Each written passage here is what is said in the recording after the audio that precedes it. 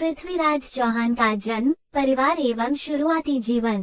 धरती के महान शासक पृथ्वीराज चौहान का जन्म 1149 में हुआ। पृथ्वीराज अजमेर के महाराज सोमेश्वर और कपूरी देवी की संतान थे।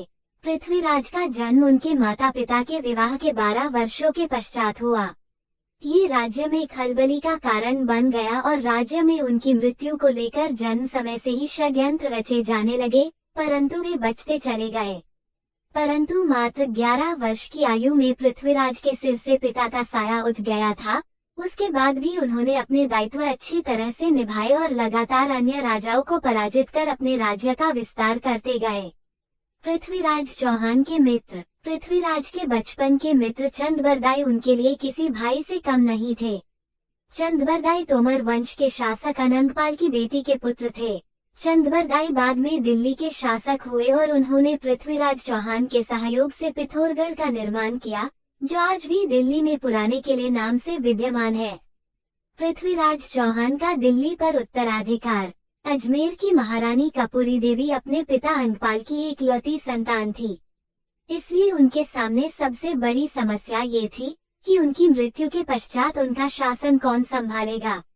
उन्होंने अपनी पुत्री और दामाद के सामने अपने दोहित्र को अपना उत्तराधिकारी बनाने की इच्छा प्रकट की और दोनों की सहमति के पश्चात युवराज पृथ्वीराज को अपना उत्तराधिकारी घोषित किया। सन 1166 में महाराज अंगपाल की मृत्यु के पश्चात पृथ्वीराज चौहान की दिल्ली की गद्दी पर राज्य अभिषेक किया गया और उन्हें दिल्ली का कार्यभार सौंपा गया। पृथ्वीराज चौहान और कन्नौज की राजकुमारी संयोगिता की कहानी। पृथ्वीराज चौहान और उनकी रानी संयोगिता चौहान के बारे में जाने का प्रेम आज भी राजस्थान के इतिहास में अविस्मरणीय है। दोनों ही एक दूसरे से बिना मिले केवल चित्र देखकर एक दूसरे के प्यार में मोहित हो चुके थे। वही संयोगिता के पिता जयचंद्र पृथ्वीराज के साथ ईर्ष्या भाव रखते थे, तो अपनी पुत्री का पृथ्वीराज चौहान से विवाह का विषय तो दूर दूर तक सोचने योग्य बात नहीं थी। जयचंद्र केवल पृथ्वीराज को नीचा दिखाने का मौका ढूंढते रहते थे। यह मौका उन्हें अपनी पुत्री के स्वयंवर में मिला। राजा जयचंद्र ने अपनी पुत्री संयोगिता का स्वयंवर आयोजित किया। इसके लिए उन्होंने पूरे देश से राजाओं को आमंत्रित किया, केवल पृथ्वीराज चौहान को छोड़कर। पृथ्वीराज को नीचा दिखाने के उद्देश्य से उन्होंने स्वयंवर में पृथ्वीराज की मूर्ति द्वारपाल के स्थान पर रखी, परंतु इसी स्वयंवर में पृथ्वीराज ने संयोगिता की इच्छा से उनका अपहरण भरी महफिल में किया और उन्हें भगाकर अपनी रियासत ले आए और दिल्ली आकर दोनों का पूरी विधि से विवाह संपन्न हुआ। इसके बाद राजा जयचंद और पृथ्वीराज के बीच दुश्मनी और भी बढ़ गई। महाराणा प्रताप और उनके घोड़े चेतक का क्या रहस्य है, जानिए करीब से। पृथ्वीराज चौहान की विशाल सेना। पृथ्वीराज की सेना बहुत ही विशालकाय थी, जिसमें 3 लाख सैनिक और 300 हाथी थे। कहा जाता है कि उनकी सेना बहुत ही अच्छी तरह से संगठित थी।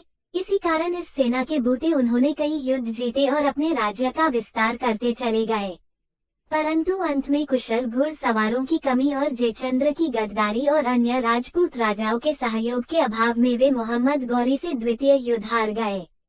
पृथ्वीराज चौहान और मोहम्मद गौरी का प्रथम युद्ध। अपने राज्य के विस्तार को लेकर पृथ्वीराज चौहान हमेशा सजग रहते थे और इस बार अपने विस्तार के लिए उन्होंने पंजाब को चुना था। इस समय संपूर्ण पंजाब पर मोहम्मद शाहबुद्दीन गौरी का शासन था। वह पंजाब के ही भटिंडा से अपने राज्य पर शासन करता था। गौरी से युद्ध किए बिना पंजाब पर शासन नामुमकिन था, तो इसी उद्देश्य से पृथ्वीराज ने अपनी विशाल सेना को लेकर गौरी पर आक्रमण कर दिया। अपने इस युद्ध में पृथ्वीराज ने सर्वप्रथम हांसी, सरस्वती और सरहिंद पर अपना अधिकार किया, परंतु इसी बीच अनहिलवाड़ा में विद्रोह हुआ और पृथ्वीराज को वहां जाना पड़ा और उनकी सेना ने अपनी कमांड खो दी और सरहिंद का किला फिर खो दिया। अब जब पृथ्वीराज अनहिलवाड़ा से वापस लौटे, उन्होंने दुश्मनों के छक्के छुड़ा दिए।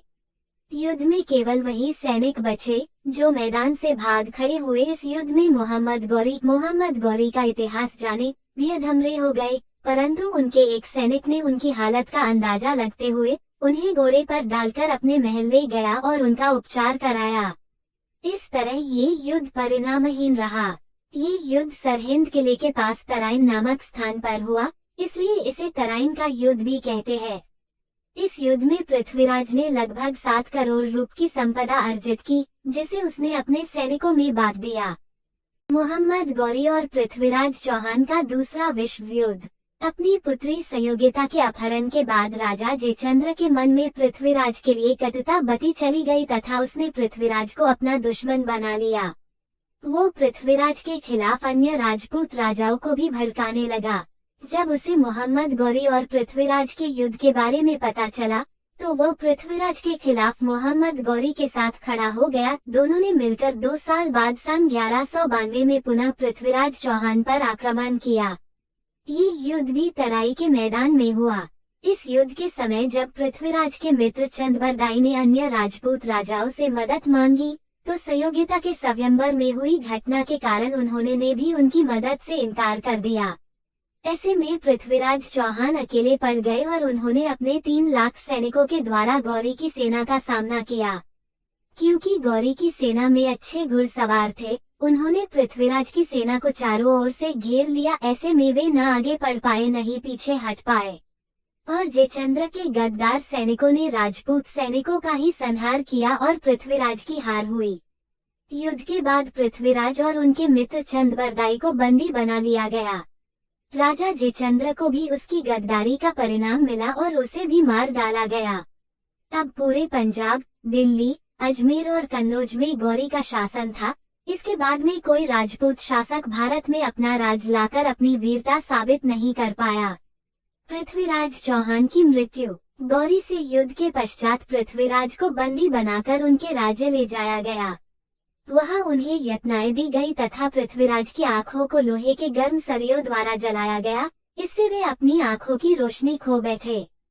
जब पृथ्वीराज से उनकी मृत्यु के पहले आखिरी इच्छा पूछी गई, तो उन्होंने भरी सभा में अपने मित्र चंद्रबरदाई के शब्दों पर शब्दभेदी बाण का उपयोग करने की इच्छा प्रकट की और इसी प्रकार चंद्रबरदाई द्वारा बोले गए दोहे का प्रयोग करते हुए उन्होंने गौरी की हत्या भरी सभा में कर दी। इसके पश्चात अपनी दुर्गति से बचने के लिए दोनों ने एक दूसरे की जीवन लीला भी समाप्त कर दी और जब संयोगिता ने ये खबर सुनी, तो उसने भी अपना जीवन समाप्त कर लिया।